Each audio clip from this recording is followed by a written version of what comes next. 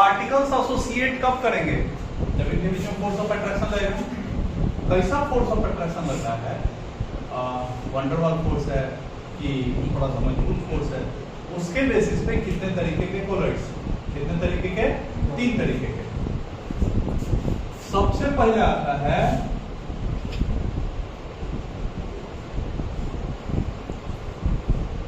Multi molecular colloids. Multi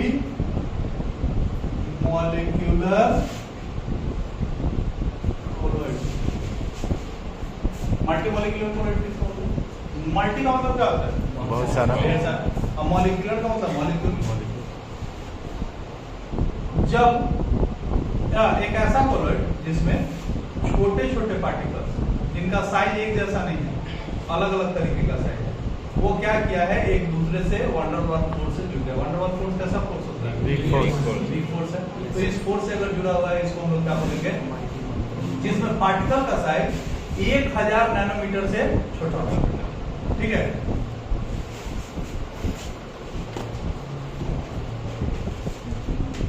The colloids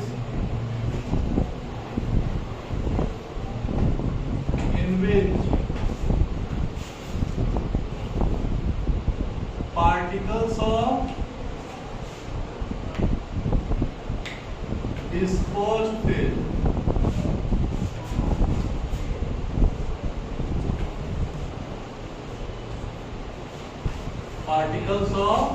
dispersed phase of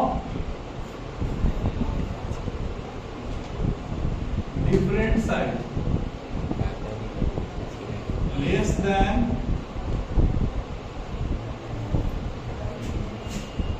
10 का power 3 nanometre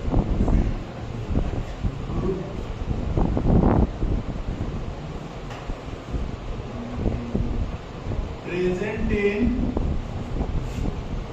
dispersed medium।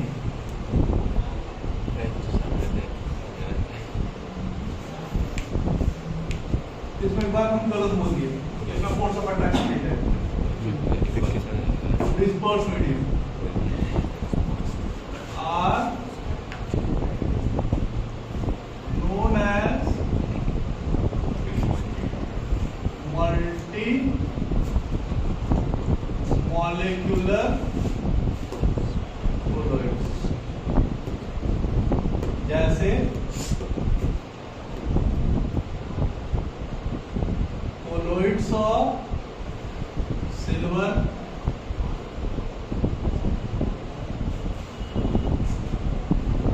colloids of gold, colloids of platinum। ये कहां से होता है पहले समझो। इन लोगों को चमका हुआ चीज पहनने का बड़ा अच्छा शौक होता है, कोई चीज चमकते नहीं। तो होता क्या है कि ये लोग कभी कभी सोना चांदी सब जो होता है उसके ऊपर, खासकर चांदी के ऊपर सिल्वर सल्फाइड का लेयर चढ़ जाता है। उसके चलते वो चांदी कैसा हो जाएगा? काला। चांदी कैसा हो जाएगा? काला। देखने में अच्छा नहीं लगेगा, लेकिन वो प्रोटेक्टिव लेयर है। तुम लोग को रस्टिंग में कोरोजन में पढ़ा है कौन प्रोटेक्टिव लेयर है, कौन डिस्ट्रक्टिव लेयर है। वो प्रोटेक्टिव लेयर है। प्रोटेक्टिव लेयर है मतलब वो प्रोटेक्ट करेगा। किसको प्रोटेक्ट करेगा? चांदी को कि और ज्यादा कोरोजन ना हो। इन लोगों को चमका हुआ पहने जाएगा कहाँ पे? सुनार के पास। सुनार के पास एक सबस्टेंस होता है एक्वारिजिया। एक्वारिजिया क्या होता है? जिसमें HCl और HNO3, HCl का रेशियो 3 और HNO3 का रेशियो 1, 3:1 के रेशियो में वो मिला कर रखता है। और दोनों कम होना चाहिए। कम मतलब कंसंट्रेटेड। उसमें जैसे ही वो डुबा के ब्रश मारेगा, पूरा एक लेयर क्या कर देगा? हटा देगा। ऊपर का लेयर क्या हो गया? हट गया। ऊपर का लेयर हट गया तो क्या होगा? चमकने लगेगा। नहीं, लोग बोलता है साफ हो गया। सही में सोना साफ हो जाता है। ऊपर का एक लेयर क्या हो गया? साफ। उसको क्या कर देगा? फेंक देगा वो? नहीं, उसको पता नहीं, ये हमको नहीं पता, लेकिन किसी भी तरीके से वो सोना जो बच जाता है उसको निकालता है।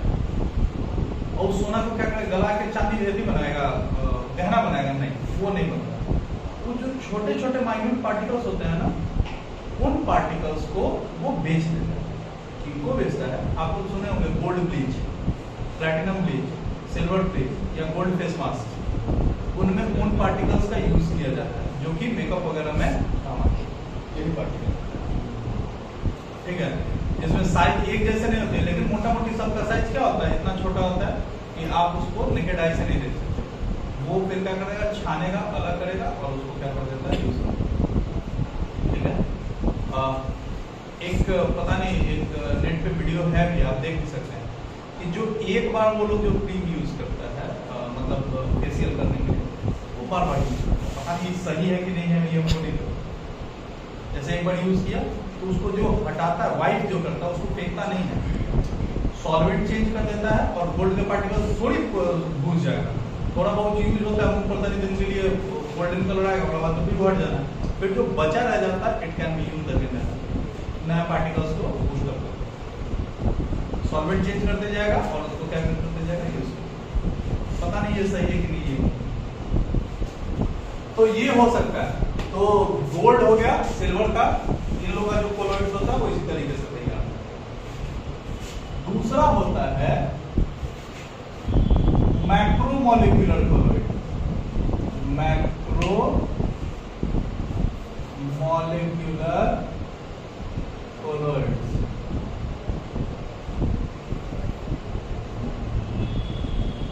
मैक्रो का मतलब क्या होता है, बड़ा। मैक्रो का, माइक्रो का मतलब छोटा, मैक्रो का मतलब बड़ा। इसका क्या मतलब, जब छोटे छोटे पार्टिकल्स वाटर वार फोर्स से आपस में क्या कर जाएगा, जुड़ जाएगा और एक बड़ा सा क्लस्टर बनाता है। क्लस्टर का मतलब क्या होता है, गुच्छा। तो इसको हम लोग क्या बोलते हैं, macromolecular. The colloids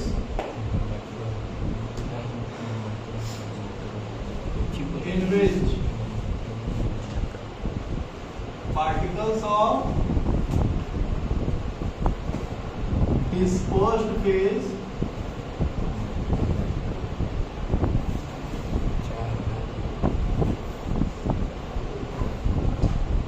get attached with each other through weak van der Waals force, weak van der Waals forces of attraction,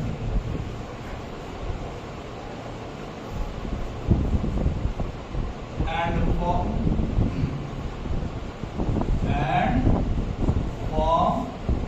clusters are known as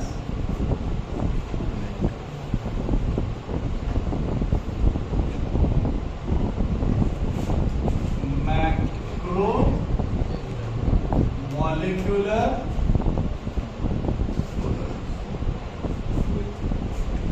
ठीक है। जैसे starch, cellulose, plastics,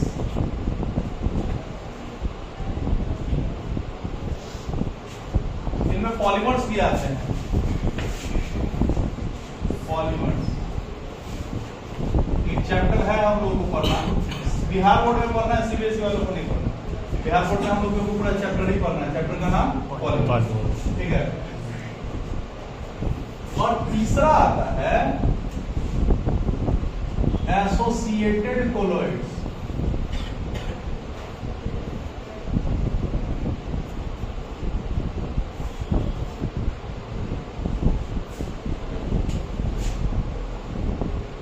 the colloids in which particles of dispersed phase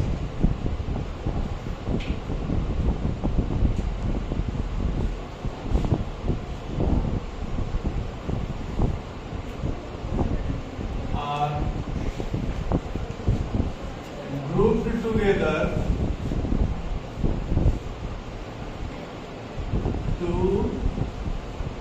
form a micelle, a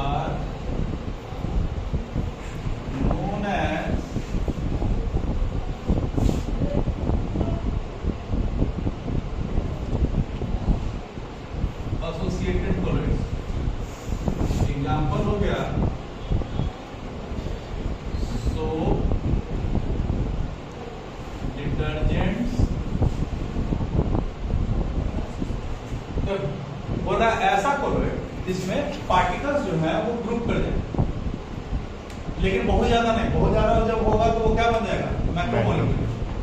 कितना से लेके 30 से लेके 100, 30 से लेके 100 पार्टिकल्स अगर आपस में क्या कर जाते हैं, ग्रुप कर जाते हैं, तो उससे जो कोलॉइड का फॉर्मेशन होता है उसको हम लोग क्या बोलते हैं, एसोसिएटेड कोलॉइड। और इसमें एक चीज याद रखना, इसमें एक चीज जब भी बनेगा ये कोलॉइड तो एक चीज बनेगा, क्या बनेगा, मिसेल। क्या बनेगा, मिसेल। नाम है हिंदी में इसको मिसेल ही कहते हैं। ये है क्या पहले समझो।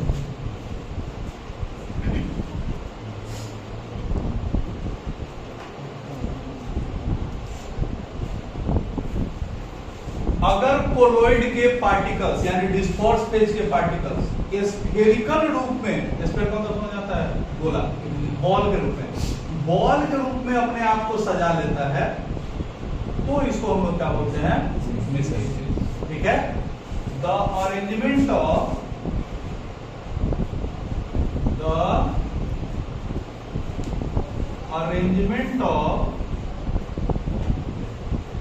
particles of dispersed phase, particles of dispersed phase,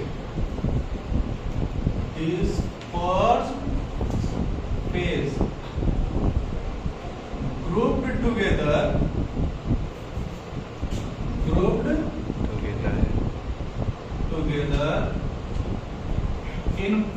in shape of या in form of a sphere is known as missile। इसमें 6 पॉइंट है, 6 पॉइंट को एकदम अच्छे से समझो, तब समझ में आएगा सोप का क्लीनिंग एक्शन।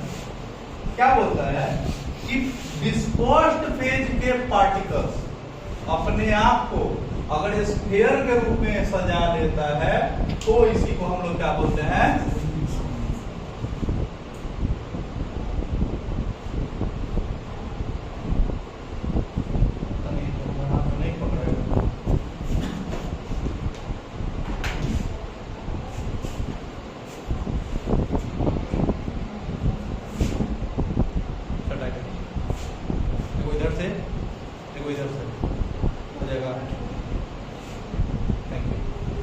नीचे से ऊपर से। इसमें और पार्टिकल्स को क्या करते जाइए, घुसाते जाइए, तो ये जो स्ट्रक्चर बनेगा ना, गोलाकार स्ट्रक्चर, इसी को हम लोग क्या बोलेंगे, micelle.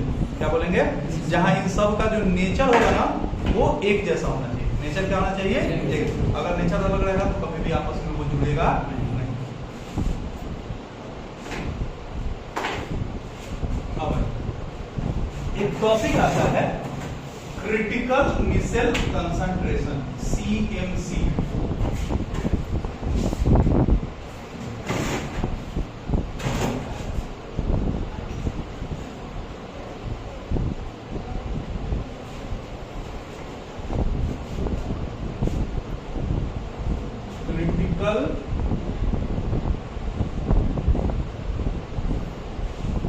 Micelle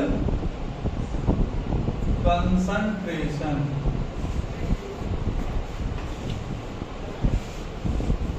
the minimum concentration of colloid, the minimum concentration of colloid required for formation of micelle, formation of micelles is known as CMC, critical micelle concentration। और CMC for soap, CMC for soap का CMC कितना होता है, 10 के power -3 से लेके 10 के power -4 पर लीटर। मतलब अगर 1 लीटर क्या रखा जाए, क्या रखा जाए, पानी, तो उसमें 1000 से लेके कितना, 10,000 1000 से लेकर 10,000 पार्टिकल अगर किसका मौजूद रहेगा, सोप का, तो वो बिहेव कर जाएगा किसके जैसा, कोलॉइड के जैसा। और या कोलॉइड में किसके जैसा, एसोसिएटेड कोलॉइड के जैसा। ऐसे कम रहे तो before CMC,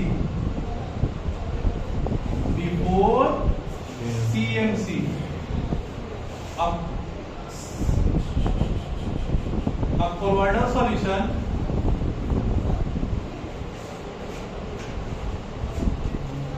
will behave as an electrolyte।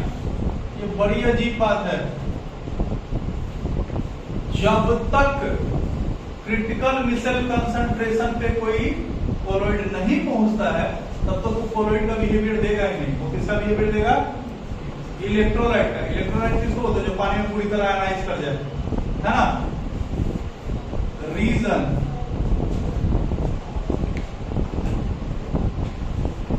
Before CMC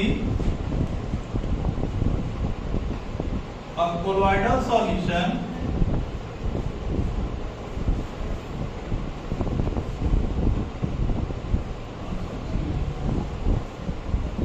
will be dissociated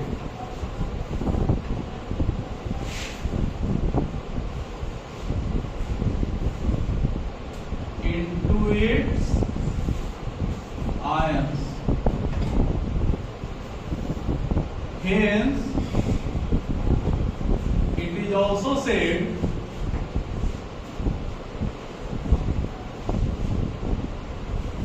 that dilution of a colloid will change it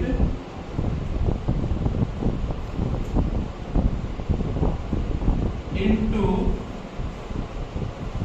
electrolyte।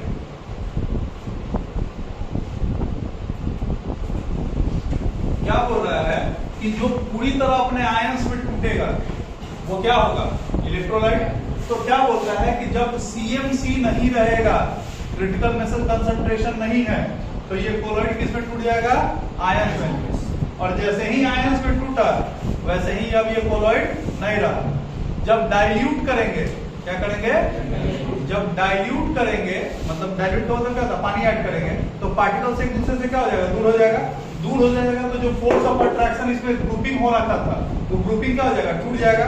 जब ग्रुपिंग टूटेगा तो अभी कोलॉइड के फॉर्म में ना लाके किसमें कन्वर्ट कर जाएगा, इलेक्ट्रोलाइट में। किसमें टूट जाएगा, इलेक्ट्रोलाइट में। समझा गया। अब एक आता है क्राफ्ट टेम्परेचर। क्या आता है, craft temperature.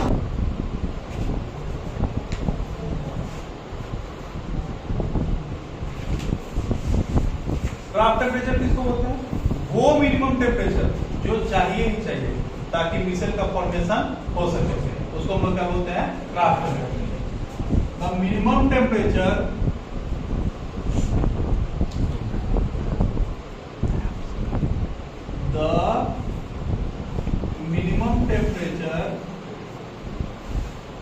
required for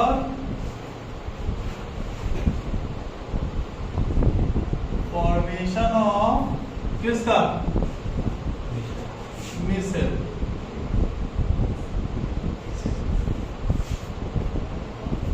is known as क्या, craft temperature. It is denoted by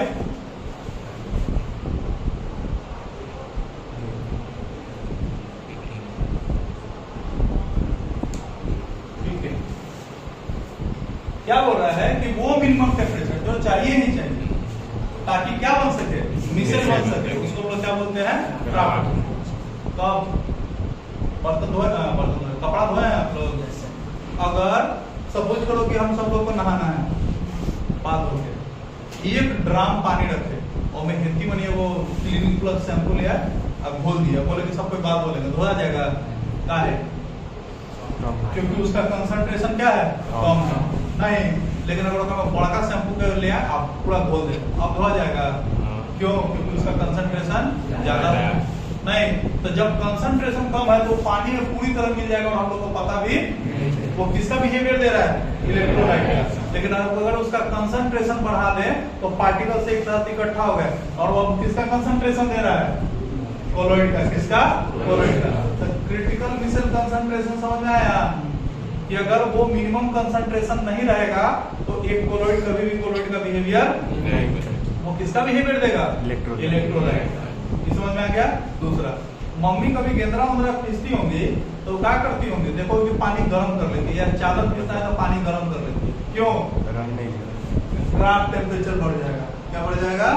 तुरंत अपने क्राफ्ट टेम्परेचर तक जाएगा। अगर बर्फ के पानी में आप शैम्पू घोलते रहे शैम्पू नहीं घुलेगा, बाल भी साफ नहीं होगा। क्यों? क्योंकि जो मिसल बनने के लिए जो कंसंट्रेशन चाहिए वो उसको नहीं मिल पाया। समझ आ रहा है? जितना जल्दी मिसल बनेगा उतना ही जल्दी क्या हो जाएगा, वो अपने क्लींजिंग एक्शन को रिप्रेजेंट करेगा। समझ गया? अब तक मिसल कैसा होता है देखो। मिसल समझने से पहले क्या समझो, सोप। हम मिसल समझो, soap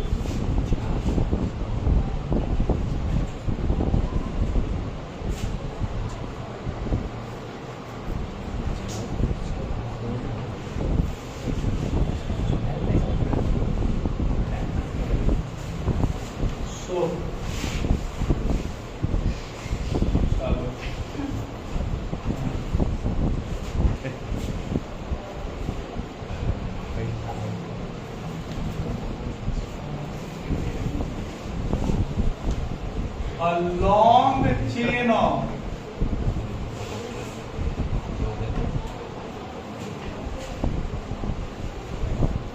sodium salt, a salt of sodium or potassium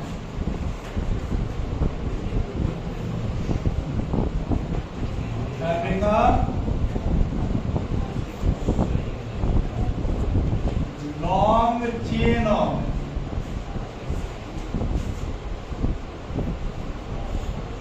carboxylic acid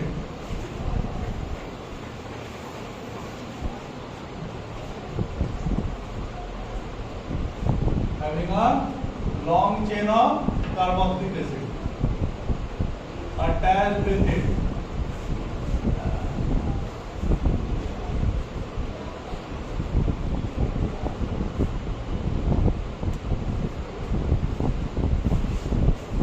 sodium या पोटेशियम का सॉल्ट जिसमें कार्बोक्सिलिक एसिड का एक लंबा सा चेन अटैच है उसको हम लोग क्या बोलते हैं, सोप। ठीक, तो दूगो सोप तुम कर लो, होता तो बहुत मनी है। निर्मा से लेके डव तक दूगो, पहला sodium stearate soap,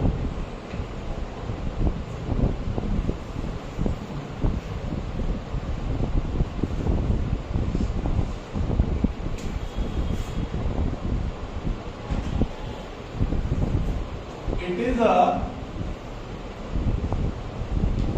salt of sodium or potassium, sodium और पोटेशियम और स्टीयरिक एसिड,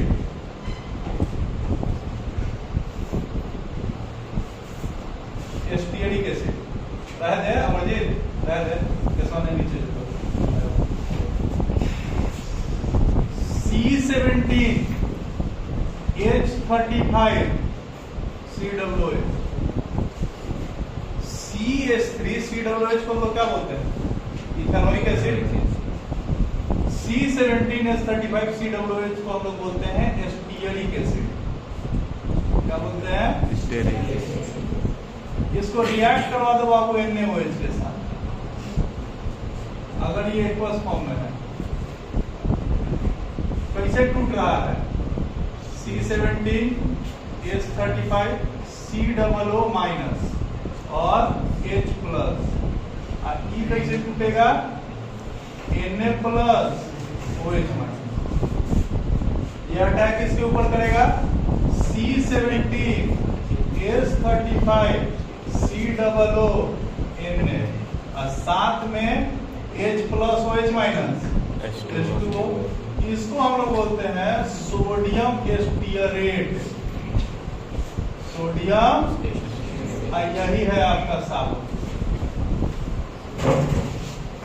समझ रहा है? और दूसरा होता है सोडियम पामीटेट।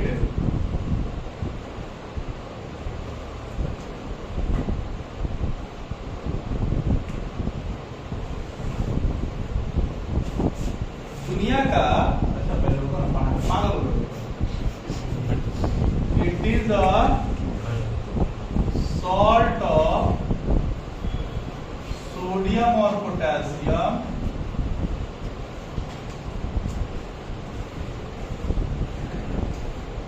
और पामिक एसिड।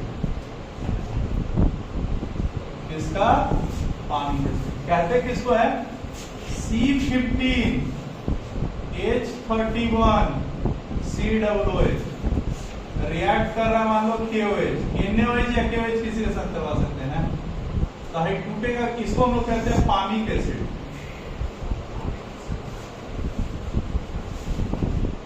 कैसे टूटेगा? C15 H31 COO माइनस और KOH K plus OH minus. क्या बन जाएगा? C15 H31 COO K plus नाम इसका पोटेशियम पामीटेट।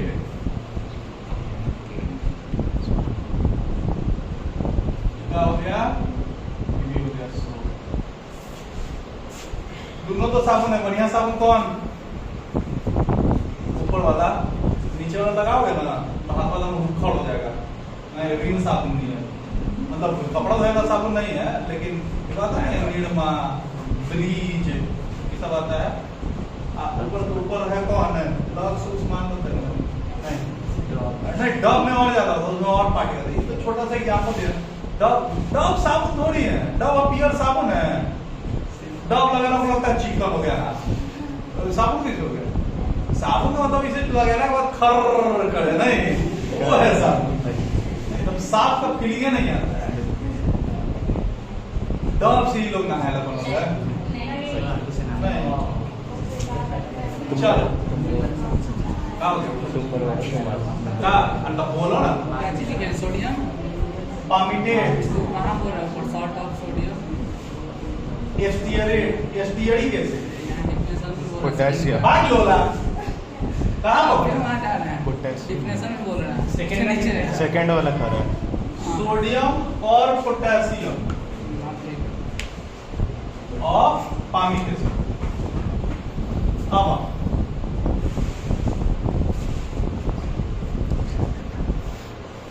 अब इसका स्ट्रक्चर समझो कि स्ट्रक्चर में ही सारा खेला है।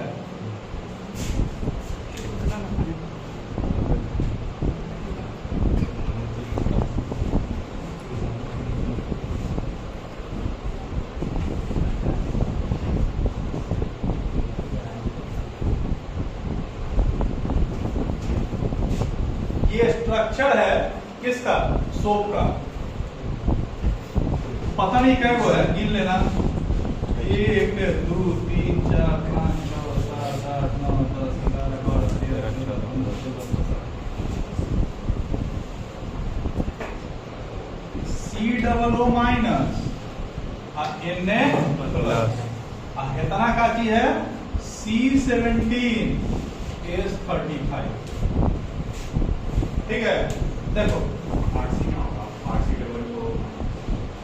यही ना यार। आर का मतलब क्या होता है? अल्काइल ग्रुप जोड़ लो। कार्बन अगर 17 को है तो अल्केन बनेगा तो क्या बनेगा? 17 34 36।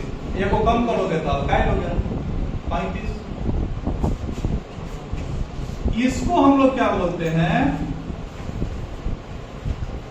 Hydrophobic part. क्या है? Hydrophobic part. हाइड्रोफोबिक पार्ट मतलब जो पानी को रिपेल करेगा। और क्यों है ये हाइड्रोफोबिक पार्ट? क्योंकि ये ऑयली पार्ट है। ये क्या है? Oily part. और ये जो है ये हाइड्रोफिलिक पार्ट है। अब काहे हाइड्रोफिलिक पार्ट है? क्योंकि पानी जो होता है वो पोलर होता है, नहीं होता है? पोलर का मतलब इसके ऊपर चार्ज है, हेड्रो ऊपर चार्ज है, तो पानी में जाके आराम से एडजस्ट कर जाएगा। बिकॉज इट इज कैसा पार्ट? आयनिक पार्ट। समझा रहा है? तब दो गो पार्ट होता है, वो होता है हाइड्रोफिलिक, एक होता है हाइड्रोफोबिक। हाइड्रोफिलिक किसको? जो पानी से दूर भागे, सॉरी अट्रैक्ट हो, और हाइड्रोफोबिक उसको जो पानी से दूर भागे। ठीक, अब देखो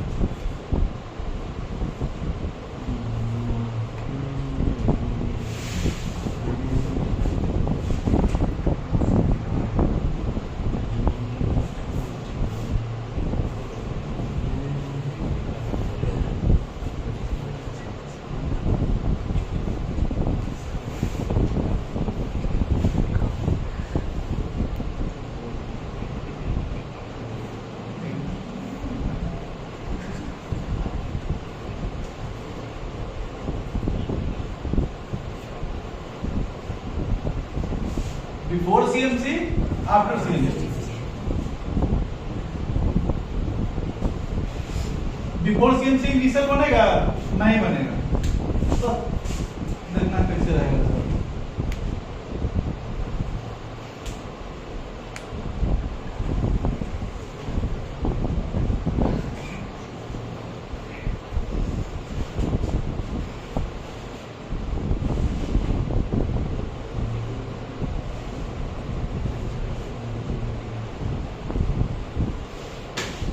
ये सारा भी इलेक्ट्रोलाइटिक फॉर्म है। किस फॉर्म में है? काहे इलेक्ट्रोलाइट है? क्योंकि इसका जो आयनिक पार्ट है वो किसमें मिला हुआ है? पानी में। ठीक है, तो जब कोई चीज पानी में घुला हुआ है तो ये तभी पॉसिबल है जब उसका नेचर सेम है। और इसमें दो पार्ट है, एक हाइड्रोफिलिक और एक हाइड्रोफोबिक। तो हाइड्रोफिलिक है तभी जब मतलब पूरा का पूरा पोर्शन अभी पानी में लगा। क्यों? क्योंकि इसका कंसंट्रेशन इतना नहीं है कि वो पार्टिकल्स आपस में क्या कर सके? मिल सके, एसोसिएट कर सके। लेकिन जैसे ही सीएमसी पे पहुंच गया,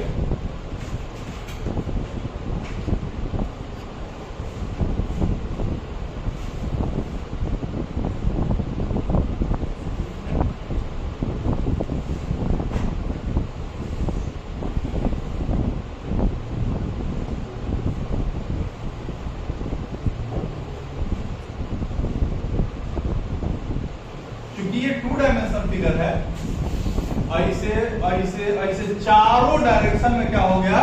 पार्टिकल्स स्फीयर के रूप में अपने आप को सजा लिया। और यही क्या कहलाता है?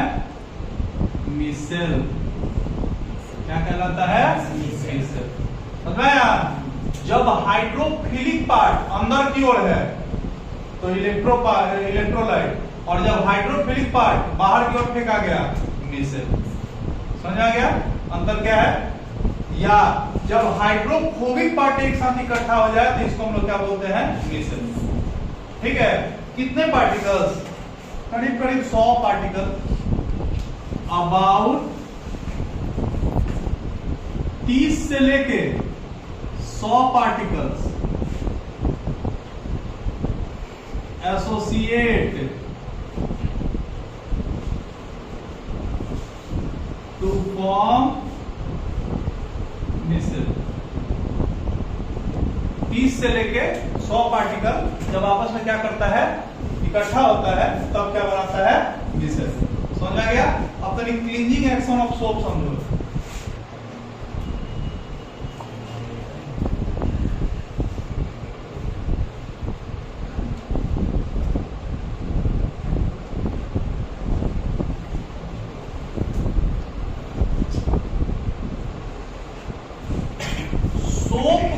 काम करने के लिए 2 चीज चाहिए। सबसे पहले एक मीडियम जिसमें वो साबुन, कपड़ा ले लिए, गंदा कपड़ा, सुखल साबुन रह के रगड़ रहा है, साफ होगा? नहीं। एक मीडियम चाहिए जिसमें वो क्या बना सके, मिसल बना सके। और दूसरा क्या होना चाहिए, क्रिटिकल मिसल कंसंट्रेशन है। बीच में वो साबुन ले लिया, रगड़ दिया, कपड़ा तो साफ है नहीं। तो दो चीज होना चाहिए, एक मीडियम होना चाहिए और दूसरा क्या होना चाहिए, CMC पे होना चाहिए।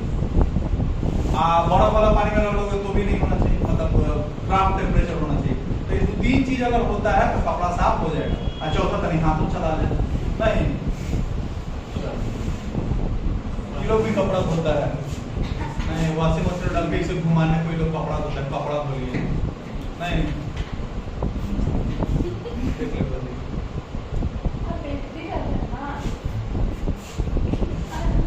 इज्जत कमाया जाता है।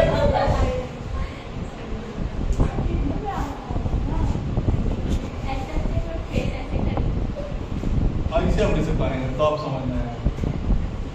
देखो क्लीनिंग आप सब में समझना पहले, डर्ट किसको कहते हैं? कपड़ा में गंदा लगता है, धूल लगने से कपड़ा गंदा नहीं हो सकता, संभव नहीं है।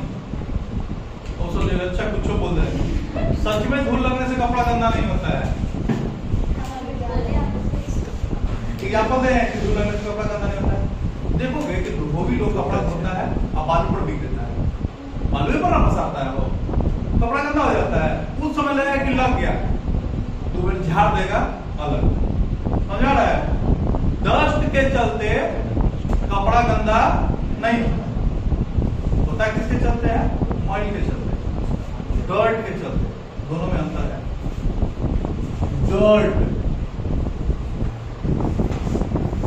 डर्ट क्या है? ऑयल क्या है? अच्छा देखोगे कि कॉलर ज्यादा गंदा होगा, ये कप ज्यादा गंदा होगा। क्यों? क्योंकि यहाँ स्वेट ग्लैंड्स एक्टिव होते हैं। ये पसीना वाला जगह है। ये पसीना जब निकलेगा तो अंदर से तेल भी निकलता है, देखो यहाँ से तेल नहीं निकलता है नहीं, तेलवा जो निकल रहा है ना, इसमें है ऑयल है, पसीना के साथ निकला। आज ई में काची है, आके काची चिपक गया डस्ट, और वो क्या हटेगा नहीं, चिपक गया। यही क्या कहलाएगा? ऑयल। समझ रहा है? यानी ऑयल प्लस डर्ट,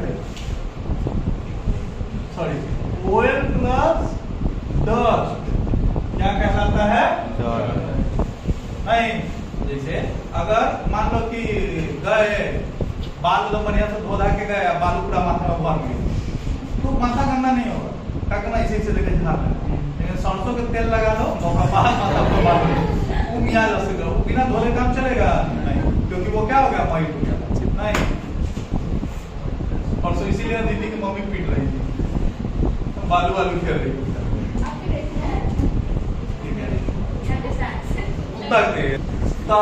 काम कैसे करता है?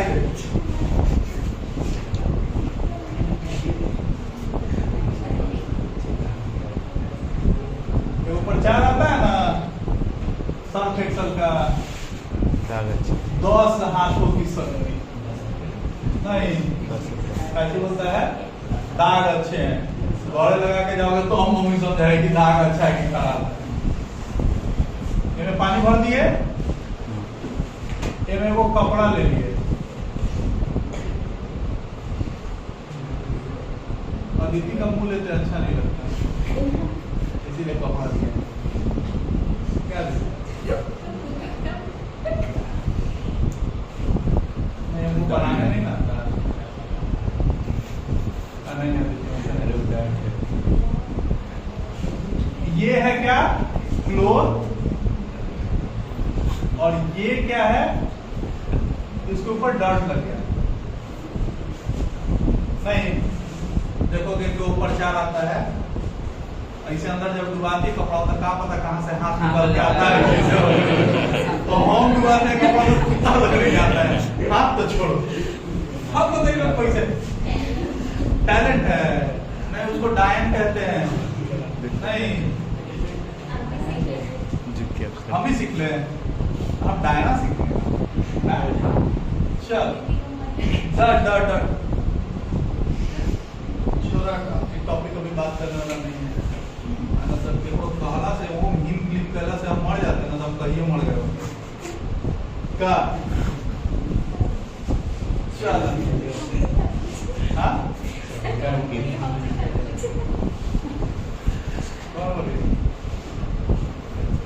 बलकोनिया बोली बाल लाइट दे रहा है आई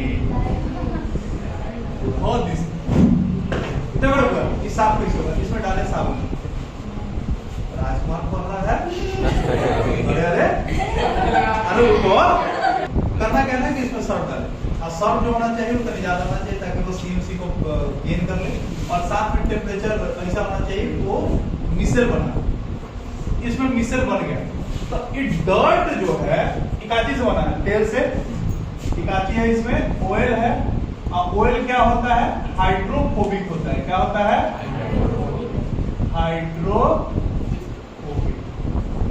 अब देखो हम लोग पढ़े हैं क्या पढ़े हैं कि सेम डिजॉल्व सेम क्या पढ़े हैं सेम डिजॉल्व मतलब अगर तेल है तो तेल में घुलेगा अब पानी है तो पानी में घुलेगा जैसे कभी अगर देखो कि सरसों तेल स्टोव पे खाना बनाया हो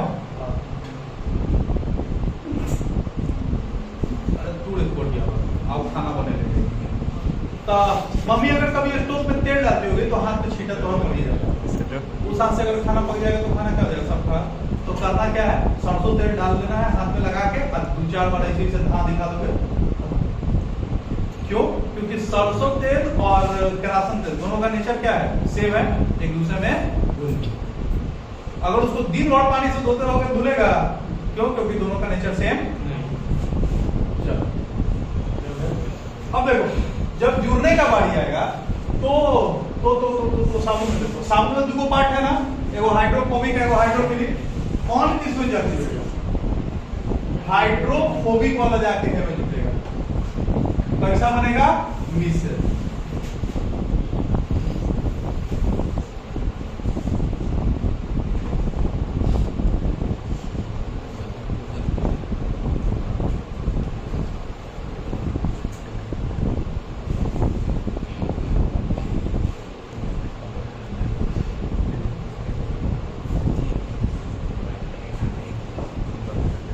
क्या बनेगा बाबू मिश्र नेचर ऑफ बॉन्ड समझो जो ऑयल और हाइड्रोफोबिक पार्ट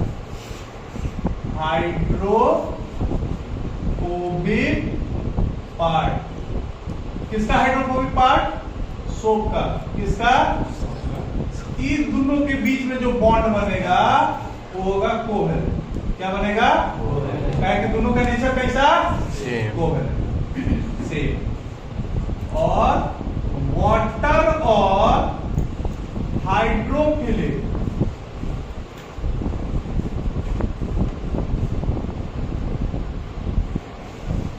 ऑफ सोप के बीच में जो बॉन्ड बनेगा वो क्या बनेगा आयनिक या पोलर क्या बनेगा आयनिक बॉन्ड या पोलर और हम लोग जानते हैं क्या अगर स्ट्रेंथ की बात करें तो आयनिक बॉन्ड जो होता है वो मजबूत होता है किससे कोवेलेंट बॉन्ड पढ़े हो ना कि आयनिक बॉन्ड का मेल्टिंग और बॉइलिंग पॉइंट ज्यादा होता है काहे कि उसके बीच में स्ट्रॉन्ग फोर्स ऑफ अट्रैक्शन लगता है ये क्या है इसमें दो पार्ट है एगो हाइड्रोफिलिक नहीं ये हाइड्रोफिलिक और ये हाइड्रोफिलिक यानी उल्टा ये हाइड्रोफिलिक ये हाइड्रोफिलिक दोनों आपस में क्या है जुड़ा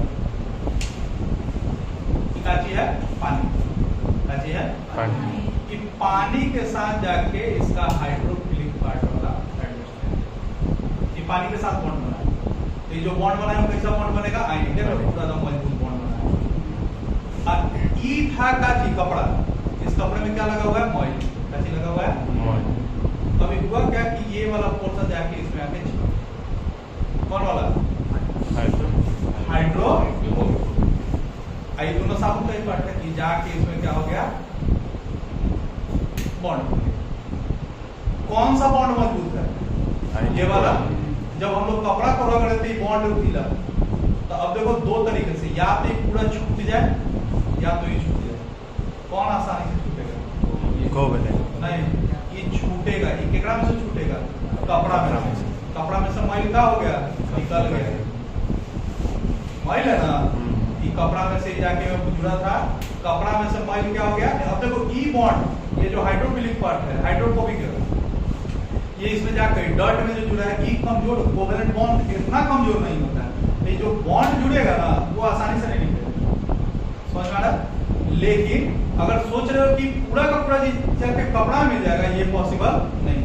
ये इतना मजबूत बॉन्ड होता है कि पूरा साहित्य का होता है, इसको बाहर निकाल देता है। काची था कपड़ा, कपड़ा में समय क्या हो गया? निकल गया। कहाँ गया? पानी में। तो कपड़ा साफ हो जाता है और पानी क्या जाता है? समझ में आ रहा है? समझ में आया? क्या समझ में आया? ये कपड़ा, ये में लग गया मैल। ये कौन है? हाइड्रोफिलिक। ये क्या है? हाइड्रोफोबिक। ये हाइड्रोफोबिक वाला जाके किसके साथ मिल गया? मैल के साथ। कैसा बॉन्ड बना? कोवेलेंट। आसानी से निकलेगा नहीं। तो ये पूरा का पूरा ई देख रहा छोड़े से रहा, तो ई रगड़ते रगड़ते क्या होगा? बाहर आ जाएगा। कपड़ा क्या हो गया? साफ। पानी क्या हो गया? समझ में आया? This is the cleansing action of soap. समझ हो गया? ये हो गया। इसके बाद इस पे थोड़ा सा वो कुछ है, तनी मनी लिखवा देंगे कि कैसे कैसे कैसे कैसे क्या हुआ है। जगह छोड़ देंगे। हाँ, कम से कम 5-6 लाइन छोड़ना। लास्ट वाला बात घड़े लाइट नहीं, ये वो टॉपिक समझो। सर्फेक्टेंट, ये वो डिटर्जेंट होता है ना, डिटर्जेंट। देखो यहाँ वो नोट लिखो। नोट क्या है कि cleansing action of detergent, cleansing action of detergent is similar to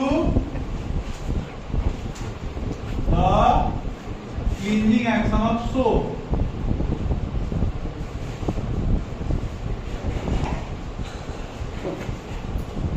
detergent का जो क्लींजिंग एक्शन होता है और सोप का जो क्लीनिंग एक्शन होता है, मतलब जैसे डिटर्जेंट सा कपड़ा साफ करेगा, साबुन को इसी साफ करेगा, दोनों का same same.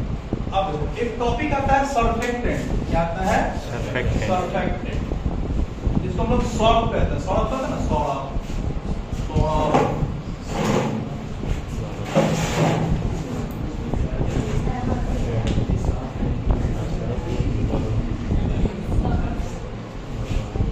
Surfactant,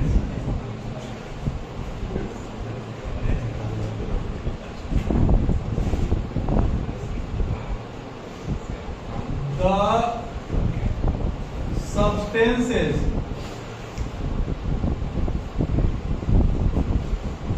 which lowers the surface tension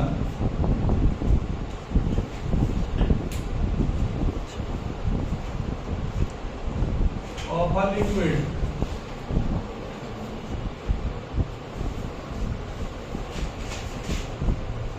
are known as क्या? सर्फेक्टेंट। वैसे सब्सटेंसेस जो क्या करते हैं? लिक्विड के सरफेस टेंशन को कम कर देता है, उसको लोग क्या बोलते हैं? सर्फेक्टेंट। जैसे सोप, डिटर्जेंट, शैम्पू,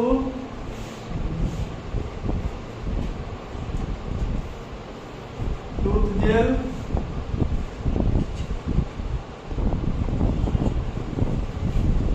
ये सारा क्या है?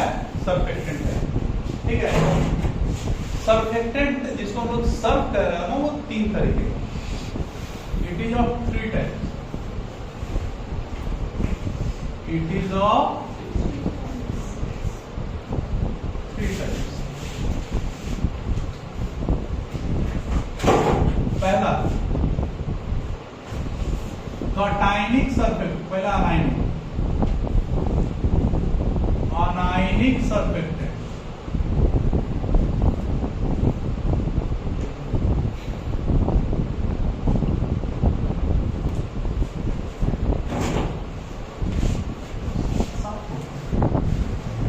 और surfactant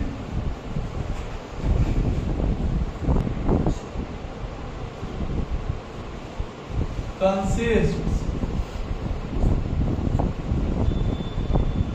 hydrophilic as well a surfactant in which anionic portion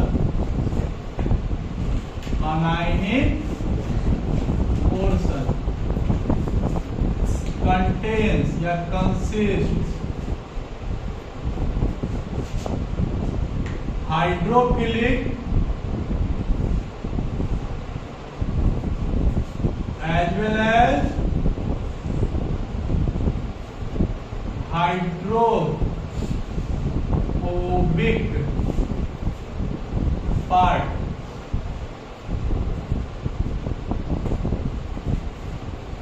is known as cationic surfactant. एक ऐसा सरफेक्टेंट जिसमें कटायनिक पोर्शन अनायनिक पोर्शन, अनायन किसको बोलते हैं? नेगेटिवली चार्ज, उसके पास हाइड्रोफिलिक भी हो और हाइड्रोफोबिक, उसको हम लोग क्या बोलते हैं? एग्जांपल देखना, C17 S35 COO माइनस, ये वाला जो पोर्शन है वो क्या है? हाइड्रोफिलिक। ये वाला पोर्शन क्या है? हाइड्रोफिलिक। और ये वाला जो पोर्शन है वो क्या है? हाइड्रोफोबिक। ये अनायनिक है। इस अनायनिक वाले के साथ हाइड्रोफिलिक भी जुड़ा हुआ है, हाइड्रोफोबिक भी जुड़ा हुआ है। इस तरह के हम लोग क्या बोलेंगे? ये क्या है? Anionic surfactant. क्या है? Anionic surfactant. समझ में आया? Cationic cationic cationic